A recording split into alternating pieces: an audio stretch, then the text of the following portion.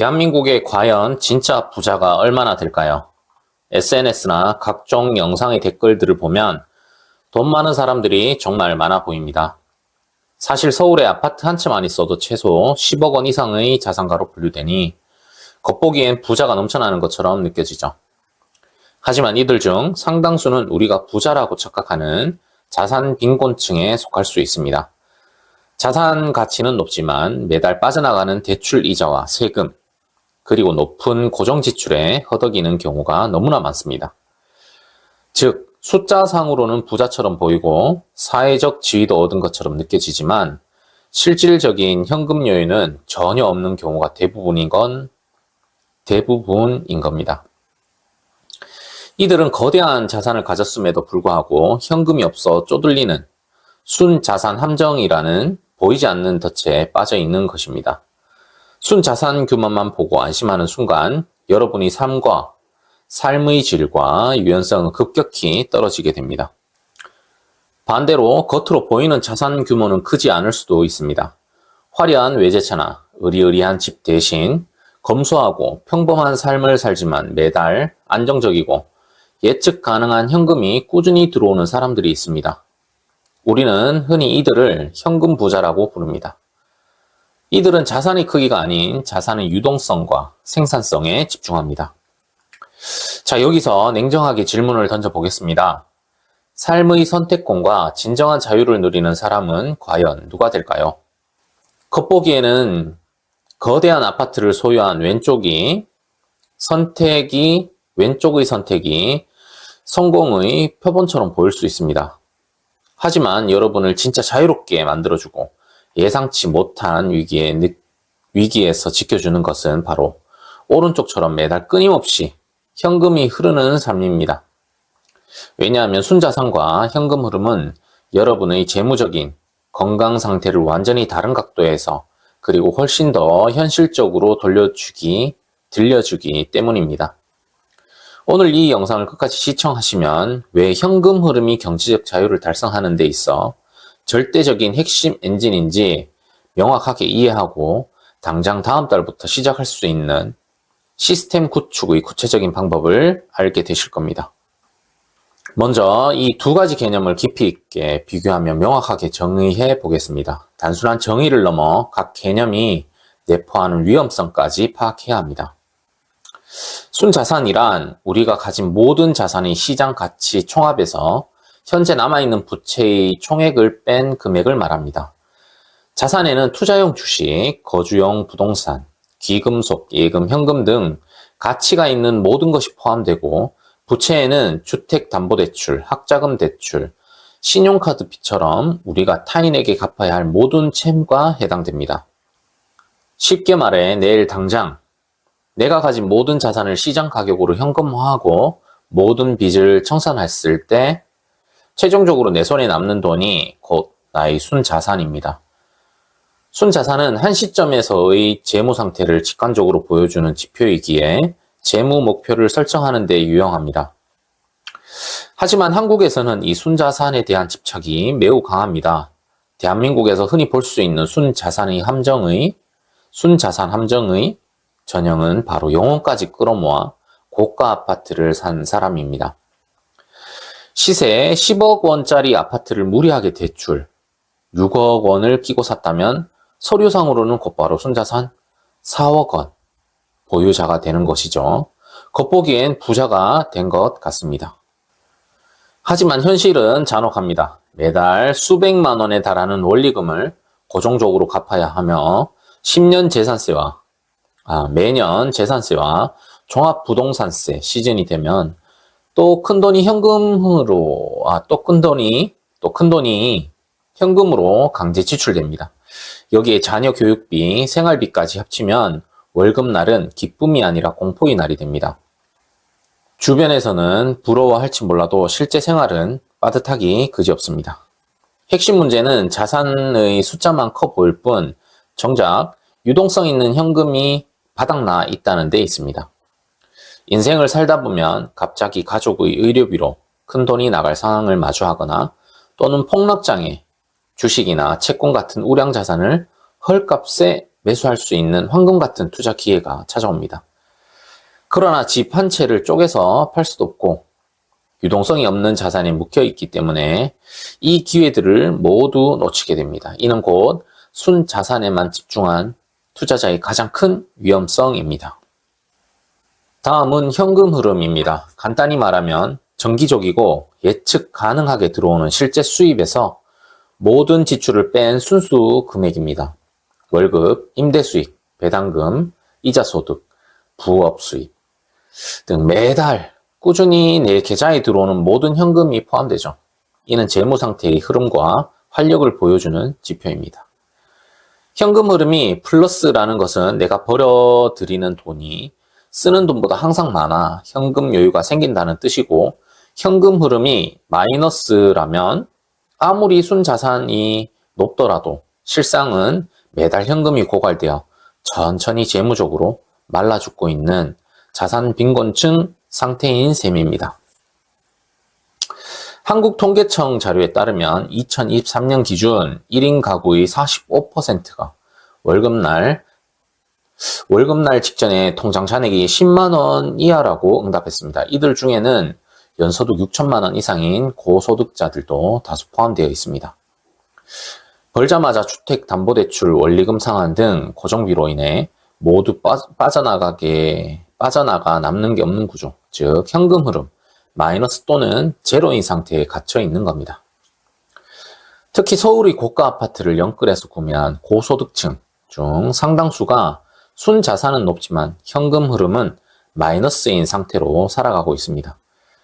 그리고 이 구조는 예상치 못한 구조조정이나 경기 침체로 소득이 끊기는 순간 가정이 매우 위험한 상황으로 전환됩니다. 겉보기엔 성공한 사회인이지만 실제로는 유동성이 부족하여 언제든 무너질 수 있는 자산 빈곤층과 다름없습니다. 이것이 바로 현금 흐름의 중요성을 강조하는 이유입니다. 대부분의 사람들이 집은 절대로 팔지 않는 비싼 저축 통장이라고 믿습니다. 하지만 이는 은퇴 후의 삶을 극도로 위태롭게 만드는 생각일 수 있습니다. 우리가 흔히 알고 있던 전통적인 은퇴 개념, 즉 순자산, 청산 모델은 2025년 현재 기준에서 이미 현실성이 떨어지는 신화에 가깝습니다. 우리는 20대 중반부터 40년간 열심히 저축하고 집을 사고 퇴직연금을 불리면 65세쯤 은퇴해도 남은 삶을 살 수 있을 거라 교육받았습니다. 하지만 여기에는 언제나 아무도 말해주지 않는 치명적인 전제 조건이 숨어 있습니다. 바로 은퇴 후 20년에서 30년간의 생존 기간 동안 월급 없이도 버틸 만큼의 거대한 순자산을 미리 모아야 한다는 겁니다. 통계청 2024년도 가계금융복지조사에 따르면 현재 평균 은퇴 가구의 연간 지출은 약 3,700만 원입니다. 물가 상승률을 반영하지 않은 순수 지출액만 이 정도입니다.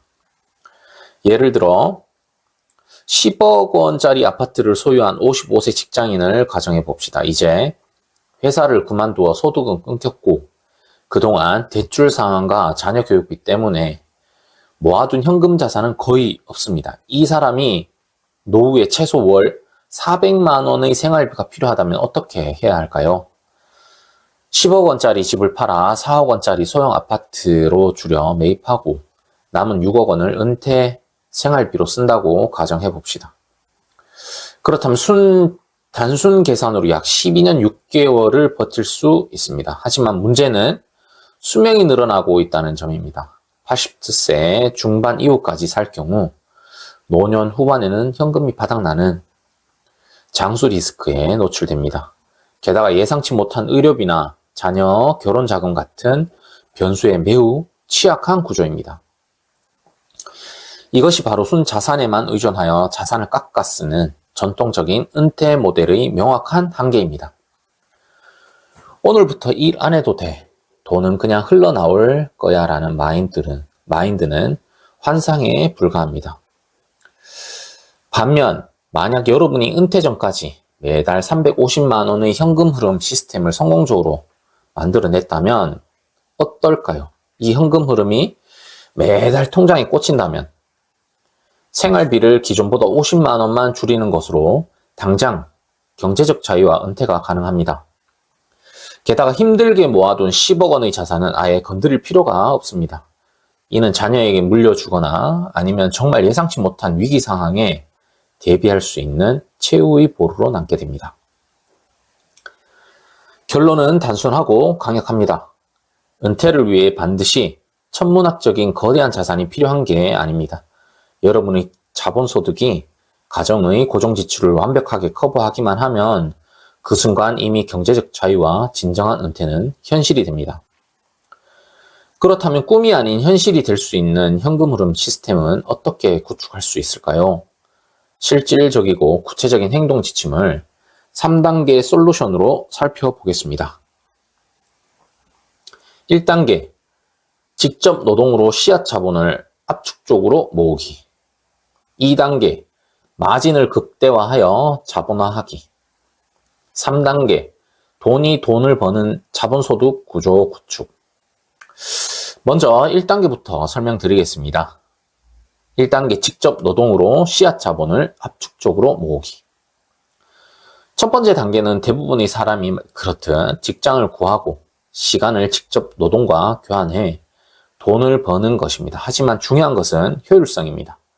이 단계에서 멈춰버리고 평생을 보내는 것이 아니라 오직 현금 흐름 시스템에 투입할 씨앗 자본을 가장 빠르게 모으는 단계로 활용해야 합니다. 2단계, 마진을 극대화하여 자본화하기. 다음 단계는 바로 마진을 늘리는 것입니다. 여기서 말하는 마진이란 월 수입에서 월세, 식비, 기타 구독료, 외식비 같은 모든 고정 지출을 뺀 뒤 순수하게 남는 돈을 말하며 이것이 곧 우리 씨앗 자본이 됩니다. 마진을 늘리는 방법은 당연히 두 가지뿐입니다. 더 많이 벌거나 덜 쓰거나. 핵심은 버는 돈이 늘어날수록 지출도 함께 늘려버리는 라이프 인플레이션을 절대적으로 경계해야 합니다. 월 수입이 250만 원에서 400만 원으로 늘어도 지출이 함께 오르면 결국 마진은 50만 원에 머뭅니다. 하지만 소득은 늘리면서 생활비를 이전 수준으로 고정시킬 수 있다면 그때부터 마진은 기하급수적으로 늘어나 여러분의 자산을 불려줄 강력한 씨앗 자본이 됩니다. 자, 3단계. 돈이 돈을 버는 자본소득 구조 구축.